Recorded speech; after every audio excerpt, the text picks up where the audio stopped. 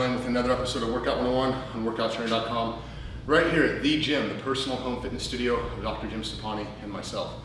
So today, I'm actually finishing week 2, day 2 of Jim Stoppani's SS8 or Super Shredded 8. So I wanted to do a quick video pertaining to the abs at the end of this leg day. So today we did legs and then finished off with abs. If you don't know about Jim Stoppani Super Shredded 8, make sure to check it on jimstoppani.com. There will be a link for that exact program listed as I'm talking through this video below. But anyway, the tail end of this program has you doing a superset of abs. Specifically, it has you doing hanging leg raises, superset with a oblique crunch.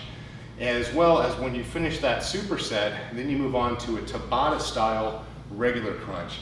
So I thought it was a great opportunity to cover these two movements because I see a lot of people doing them in the gym and they just simply don't do them correctly. First of all, when we start off on the hanging leg raise, whether you have the like the Roman chair set up here or a leg lift station, or you're hanging or you're doing it from the bags, ideally the idea is when you're doing a hanging leg raise is to get rotation in your trunk and lift your legs up as high as you can and then come back down. So I want to demonstrate the movement so you guys can see the differences of what I see a lot of people do, maybe what you do, as well as what you should be doing and should not be doing. So a lot of people you see when they get on here, they do a few different things. They hang here and they just, kind of either bring their knees up or they'll bring their legs up here, okay? But I want you to see what happens. When I come up here and I extend, there's no rotation that happens in my lower abdominals. This is a lower abdominal movement. Now, Jim specifically put it in this order because if you've watched any of Jim's videos, you know him. Jim always talks about when you're training abs to start with the weakest part of the abdominals, which happens to be the lower abs for many people. So you always want to start with the weakest part and then finish off as you work your way up to where you're doing regular crunches or more of an upper abdominal. Now the abs are actually one muscle, okay? They're divided into different areas based on whether or not you have trunk flexion or hip rotation, but they are one muscle. It's just different parts of rotation either at the hips or at the trunk will emphasize the different areas. Just like if you have a wide grip or a close grip and a bicep curl, yes, the biceps both are working, but you'll emphasize either the longer head or the short head. So same idea, different movements, different techniques can emphasize different parts of the abs. So for this, what we want is we want hip rotation. If we're just raising our legs or our knees up here and we're just bending at the hips, that's pulling from the hip flexors. The abs don't aid in bringing your legs up. The abs aid in bringing your hips up. Okay, so your hips and your back should rotate up off of the ground, up off of the back here. If you look at me from the bench here, it's no different if I were laying on a flat surface here and just doing this. This does nothing for my abs. But what I want is I want to go ahead and lift my butt and rotate my spine coming upward. The only difference between what I'm doing here and here is now I have more of a load because I'm pulling my body vertically directly against gravity. So I'm pulling the full weight of my lower body up. If you don't have the ab strength, start with your knees bent, okay? That shortens up the lever arm to where there's less weight extended away from the point of rotation, which will put a little bit less of a load onto the abs if you're not strong enough. So start with your knees bent if you have to, but you want to try and point your knees and get those knees, almost try and knee yourself in the head, okay? So when you're here, you want to come up, pull your butt, and try and knee yourself in the head. That's going to require your lower abdominals to pull those hips out. If you're strong enough and you want your legs straight, do the same thing. Just come out and now try and kick yourself in the head or above behind your head. Here, and back down.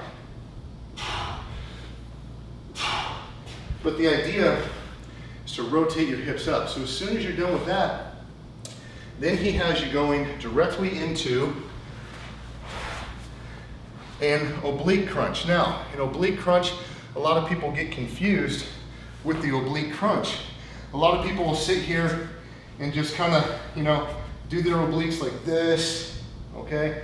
What he's talking about with an oblique crunch is you have to put your body in the right position. That means that you have to have to be on your side here, rotate your spine here. Your obliques do operate in a manner to where they flex here, okay? It's not directly on your side, but you're flexing, you're pointing this part of your chest towards your hip. So a lot of times what I like to do, and what Jim likes to do as well, is place your hand here so you can actually feel where the obliques are at, and put your other hand here. What you're doing is just putting that elbow to the hip here. It's a good rotation point, and back. So like, you can feel, sometimes putting pressure on the muscle and touching it to where you want to feel it, it makes the mind and muscle connection a little bit better. Then you switch it up. Do the other side, same thing. I kind of put my hand where I want to feel that contraction.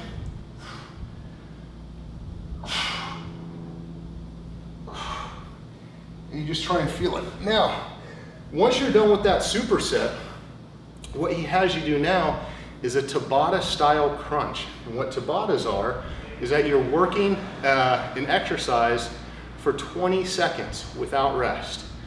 You're resting for 10 seconds, you're working again for 20 seconds without rest. You continue that for 8 sets. So in the instance, once again, the real genius behind this program is so many things, but if this particular set is he's having you start with your weakest part in your abs being your lower abs, having you superset that with your obliques, and then you're finishing off with one of your stronger movements to be done in the abs, which is the crunch. Now, one thing about the crunch that you have to remember, a lot of people still mess up crunches, even if it's on the ball or, you know, I'm sitting here on the floor, and that's most of the way that people do it, is you have to understand how to rotate your hips. A lot of people just sit down here and they'll just do crunches and they'll just come up, okay? And that's fine, but what they're not understanding is the position that they have to actually tense and rotate their hips in. What you have to do is when you lay down here flat, go ahead and lay down flat, you'll notice that naturally more people will have a natural curve in the lower lumbar part of their back, which means they can kind of fit their hand. I can fit my hand in between my lower lumbar, my back, and the floor here, okay?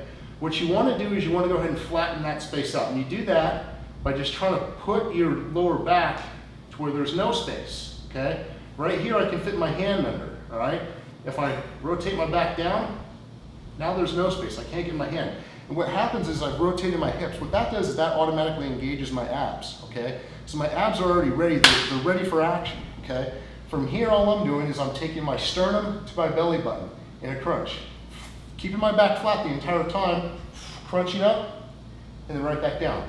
For purposes of adding more weight, I can put my hands here, I can hold a weight, but since we're doing Tabatas, we're going for 20 seconds. Now, research has shown that doing abs fast in the first few reps, as fast as you can with control, will actually recruit or stimulate more, call upon more muscle fibers in the abs to actually be activated.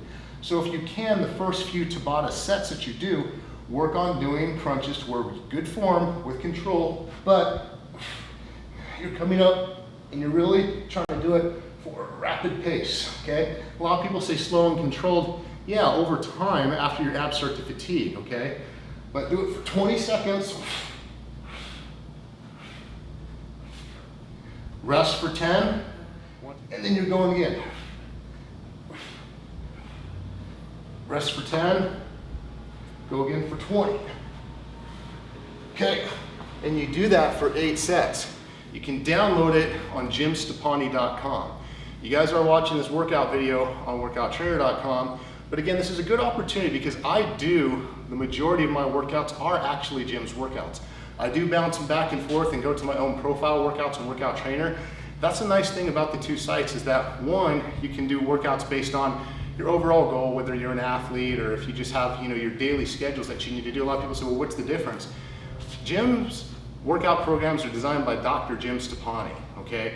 The Workout Trainer workout programs do have some of his programs on there, but the system is designed to give you workout programs based on your individual lifestyle, whether you're a man, a woman, an athlete, a hardcore bodybuilder, somebody over the age of 50, and then it breaks it down into different goals, whether you want to lose weight, gain muscle mass, train for a sport, and even breaks it down on gender too. So, train for your goal, not your gender, but a lot of the women's programs, it breaks it down to where women, it focuses on certain areas that are more specific to them, such as obviously, you know, the butt or the back of the arms, abs, things like that.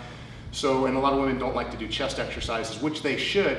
So the workout trainer is more of a structured plan that give you daily workout programs that are not these 6-week or 8-week, gonna definitely get you to a RIP status or increase your strength by X amount %. Those programs are written by Dr. Jim Stoppani, and they're only available on jimstoppani.com. So right now this is Super Shredded 8, the second day of the second week doing legs, and we just covered the abs.